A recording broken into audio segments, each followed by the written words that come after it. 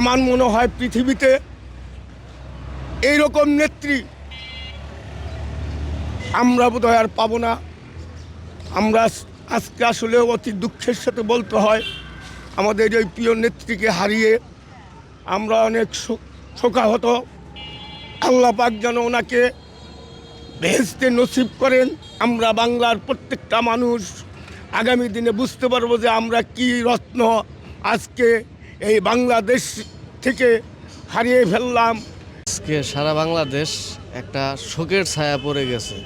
সকালে ঘুম থেকে উঠে যখন এই সংবাদটা পেলাম, মানে সকালে 5 মিনিট আমি কোনো কথাই বলতে পারি নাই। আজকে সারা বাংলাদেশ নিস্তব্ধ। চুল পড়া অনেক কমে গেছে। থ্যাংক ইউ মা। চুলের ভিটামিন জুই মাল্টিভিটামিন কোকোনাট অয়েল। এমন একটি নেত্রীকে হারিয়েছি আমরা, যা আমি আর কি আপনাদেরকে বলে বোঝাতে পারবো না। যা সারা বাংলাদেশটাকে এত কষ্ট করে এই দেশটাকে মানে ঐক্যবদ্ধ রেখেছে, এত দুর্দিন গিয়েছে, তারপরেও বাংলাদেশ ছেড়ে কখনো দেশের বাইরে পালিয়ে যায়নি।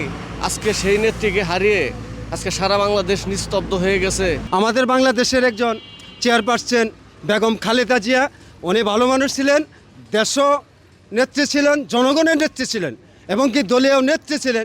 সকল জনতার মাঝে সে একজন ভালো মানুষ ছিলেন। আল্লাহ তাআলার কাছে দোয়া রাখি সে যেন বেহেশত নসিব করে, বেহেশতের বাগান সে আল্লাহ তাআলা বেহেশত নসিব করে দেন।